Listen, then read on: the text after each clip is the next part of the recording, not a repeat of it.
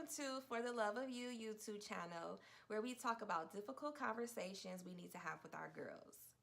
You know, because it's important. We need to have these conversations whether we want to or not. It's happening.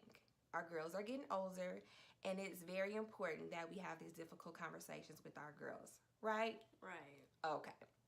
So, if you are a mother with a daughter between the ages of 7 to 15 years old, come on in here, have this conversation with us because it's important. And we're in this together. We're not alone. You know, they say it takes a village to raise a child. Seriously, it takes a village to raise a child. That is no lie. If you don't have a village, we're the village. Come hang out with us. And we're going to have these conversations and we're going to get through it together because we can't do it alone. And we're not going to do it alone. We are putting the village back into our communities. Okay? All right. Okay. So, before we get started, we're going to introduce ourselves. We are the LovHER Squad. LovHER Squad. I'm Tanisha, and this is my daughter, Cece. Hi. And today we're going to be talking about puberty for girls. And so I'm going to give you a little bit of my history and my experience of puberty when I was a little girl. So about 5th grade, my teachers thought it was a good idea to have a co-ed, not even a conversation. We watched a video about puberty. Now, you can imagine how that is talking about puberty with boys and girls in the same classroom together. It was not fun. We learned nothing. The boys laughed the entire time. All you heard were snickers and laughing and pointing. Anything that came up that was funny to them but awkward for us, they just laughed the entire time. So it was very uncomfortable. They were so inappropriate. We learned nothing. Aren't boys, most of them, appropriate? Most of them are at that age. You know, we're about 10 or 11, so They still are. they're very immature. So it was no fun at all. So we had no additional conversations about puberty, what it looks like, what it feels like, what to expect, any of that. And so you can imagine a girl who's in school in this situation, you're not really getting the appropriate conversation in school.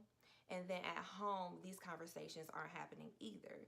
So this is another reason why it's very important that we have these conversations with our girls, because if they're not occurring at school, it's up to us as mothers to have these important conversations with our girls. So we're not leaving them in the dark and they're not alone. So I would say about the next year in 6th grade, I was about 12 years old at the time. And I want to say it was like springtime. I was on a field trip, actually. I'm recalling. I was on a field trip. And we went to the movies. I don't remember what we saw, but we were at the movies. And I remember my stomach like feeling crampy. And I thought, you know, maybe it was something I ate because, again, we were on a field trip. And so I didn't think anything of it. Well, when I got home, I noticed that, you know, I had like some brownish like discharge. And so I didn't think anything of it. You know, I was just like, you know, it's okay. So that happened about 1 or 2 months in a row. And again, I didn't say anything to my mom or anyone about, you know, what was happening. Until about month 3, I had like full-on cramps where I felt like I was going to die. I went to the guidance counselor office and told her that my stomach was hurting really, really bad. And I had no idea what was happening. I went to the bathroom. I was throwing up everywhere. And then I went to the bathroom and realized your girl was bleeding. I had a full-on blood flow. Again, because I had no idea what was happening. I thought I was dying. Like, real life dying. So I'm crying, bawling, stomach's hurting, rolling around on the guidance counselor's floor, begging her to call my mom because I wanted to go home. So she calls my mom. My mom asks for me to get on the phone. So I get on the phone. My mom asked me if I could walk home because I had a key to the house. So I'm yelling at her like, no, I can't walk home. I'm dying. I'm not going to make it home. So poor mom had to come all the way from downtown to come pick me up from school to drive me 2 or 3 blocks to the house. It was at that time where she explained to me that I had started my period. Your girl had started her period and did not even know. That's sad. So, started my period, and she showed me how to appropriately put the pad, to wear a pad so I didn't have any accidents. She took care of me. She gave me aspirin for the cramps. She gave me a heating pad. I think at the time we didn't have a heating pad, so like we had towels wrapped around like the iron or whatever, and just to give me some heat to my belly to comfort me. Now your girl got a heating pad, so I ain't got to worry about that. But it was something that I experienced, and I was terrified. And I just think back to that experience, and I do not want my girls to go through that. And so it was because of that, I thought it was very important that I have the conversations with my daughters about puberty once they start getting towards that age. And so it was around when CeCe turned 8 years old, I bought her books for Christmas about puberty. And I'll show you the books. The first book is by American Girl. It's called The Care and Keeping of You. Book 1. And it is book 1. It's for younger girls starting at the age of 8. And so this book was pretty cool because it talked about all different stuff. So it was talked about body talk, nutrition, food, underarms, sunscreen, everything that your body goes through in puberty, like hygiene, acne, you name it. It talks about everything. This book is very, very appropriate. It does not go into details about anything that they can't understand. The word choices are very appropriate. It's very, very kid friendly. This was a very, very good book. I actually recommend this book to a lot of my girlfriends who have younger girls. So I will definitely leave the link down in the description box for you to go and look at it yourself and look at the reviews of other moms who bought this book for their daughters. The second book that I bought was by Lynda Madaras. It's called Ready, Set, Grow. And this was also another good book for young girls. It's a little bit more detailed about like the body parts and things like that.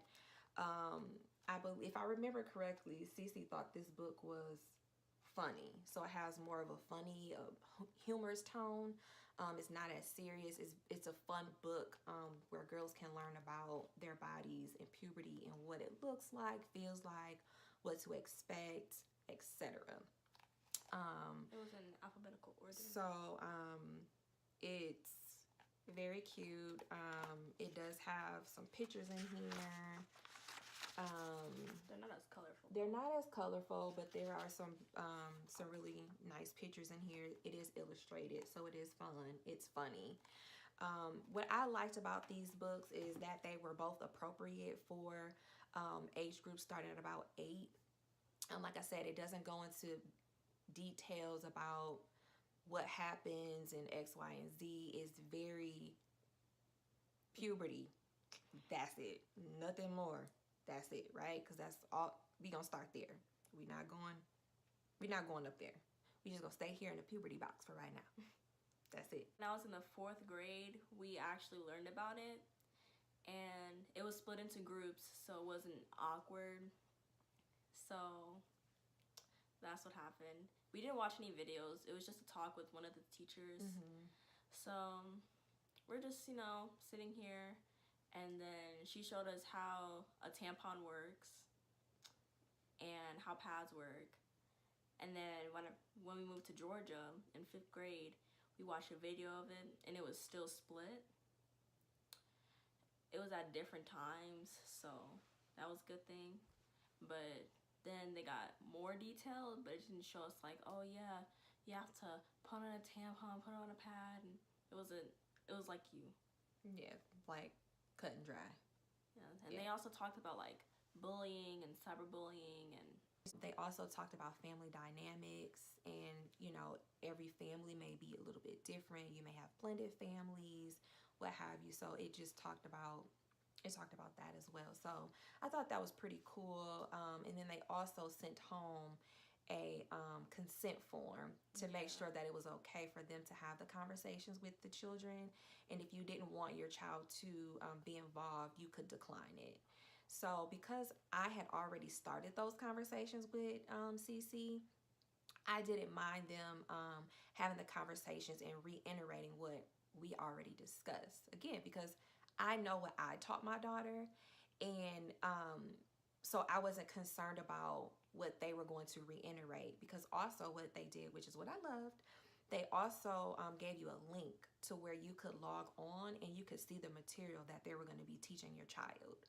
And if there were areas that you didn't want them to learn about, you could decline the class for that particular day or that topic. You can decline it altogether.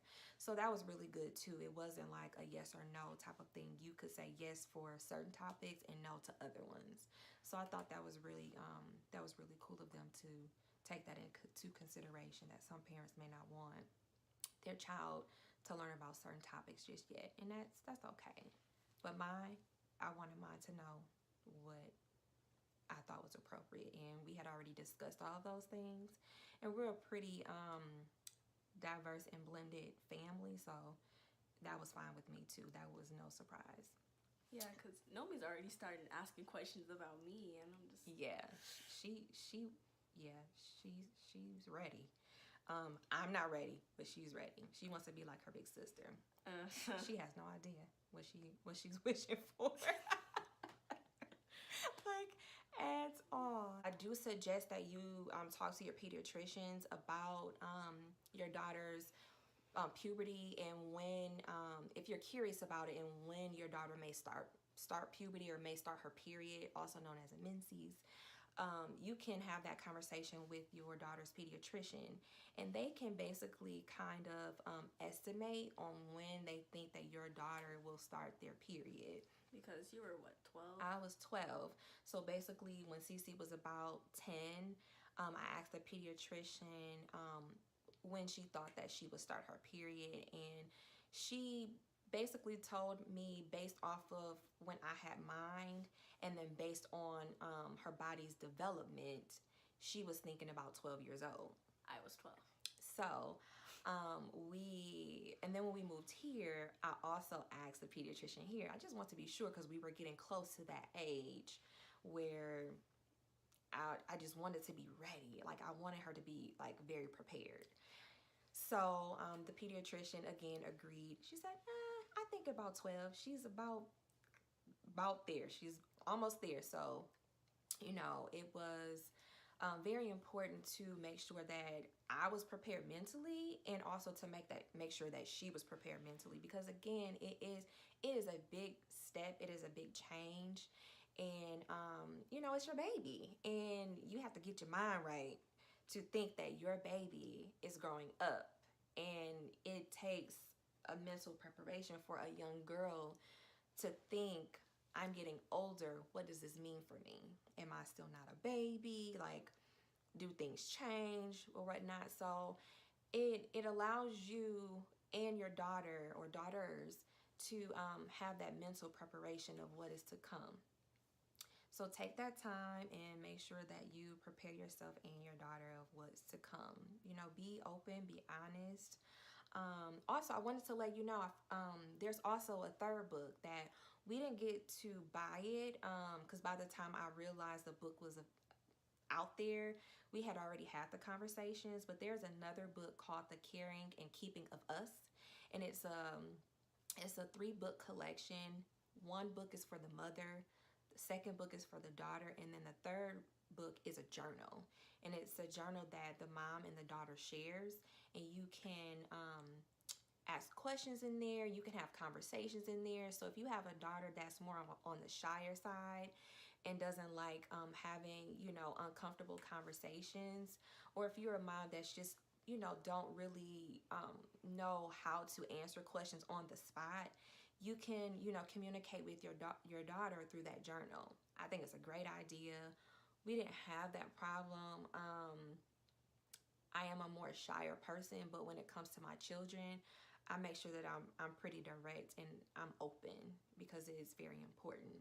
So we didn't buy the book, but I think it's a great book to have, especially for, you know, daughters that may not be ready to have the conversations, but they are able to write it down in a journal.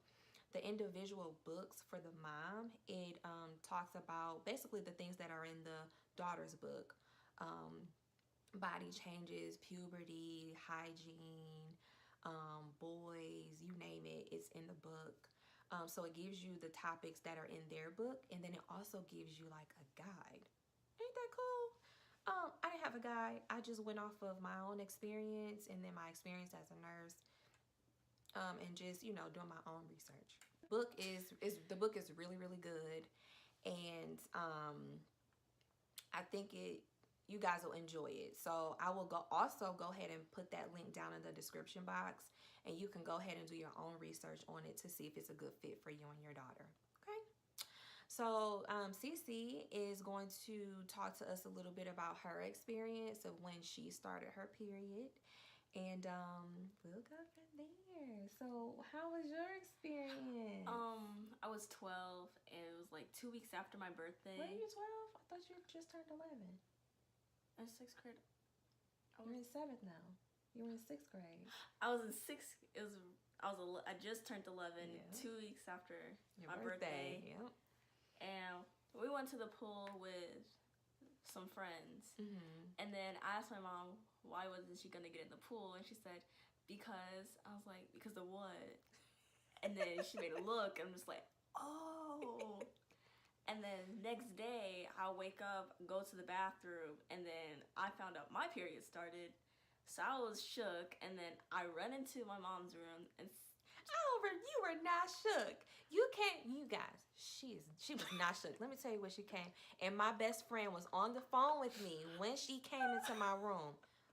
Girl was not shook. Let me tell you what she did. So she walks into my room, I'm on the phone, and she says, Mom, guess what? I said, what? I started my period. And I was like, oh, really? I'm crushed. She cheering. Oh, okay. That's how we doing it? Okay. So I'm on the phone with my best friend, and I'm like, she just started her period and came in here cheering about it. Who does that? I was crying. She happy. I've never met a little girl who started her period that was happy. But it also made me feel good that she wasn't terrified, how I was terrified and rolling around. She was, I guess, excited, and she wasn't scared. So that made me feel good as a mom that, you know, I did my job in preparing her for what was to come.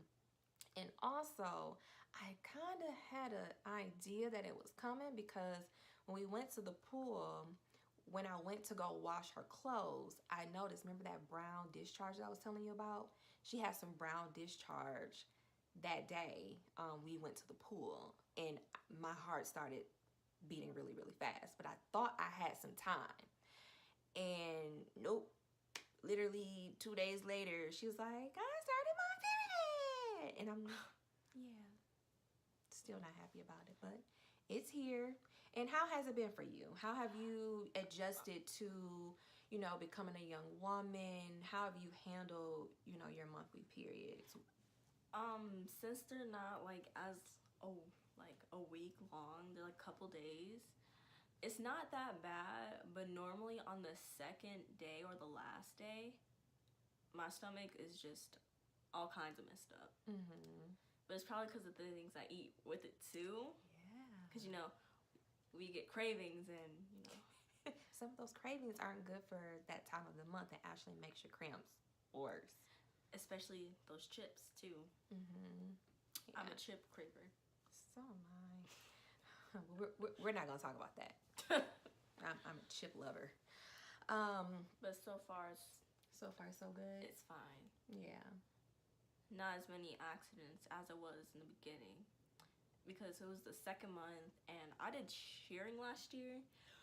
And the uniforms were white, so I was also scared. We were at a game, and I'm just like, wait a minute. I was like, what am I supposed to do? My uniform is white. It's that time too, so what am I gonna do? And I was just like, oh yeah, just wear an iPad and change when you get home. I'm like, what? That's it? That's all I do? It was fine. Yeah, so, you know, make it fun. Don't make it stressful. And, you know, just do it together and let your daughters know that you're in it together and that they're not alone and that they can come to you about anything.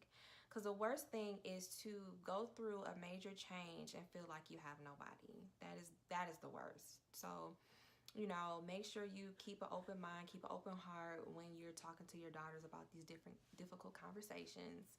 And also, puberty is basically a time where a young girl's body changes from a young girl into a young adult. It is initiated by hormonal changes, signals from the brain to the ovaries in girls and testicles in boys. That is puberty. So some first signs of puberty are breast development. So you may notice like some breast buds. It hurts sometimes. And, you know, your daughters may be tender. CeCe, you know, complained a lot about, you know, it being tender, it hurted, soreness, just very sensitive. So just make sure that if your daughter is, you know, complaining about sensitivity and things like that, make sure to maybe try to buy like a training bra or something like that to give them something that's not constant rubbing. So basically like a shield, a protectant, so that they don't have that constant irritation. Also, you may notice some skin changes. Your daughter may start having like some acne, may have more like oily skin, and they may have more breakouts. That is a sign of puberty. My face isn't as oily as yours. No, it's not. And your skin is a whole lot better than mine. So she doesn't have many breakouts. Lucky her. She gets her skin from her father. I love how I told my dad I got my period too on the same day. And he was just... She did. She called her dad and told her dad that she started her period. And he texted me and was like, what the...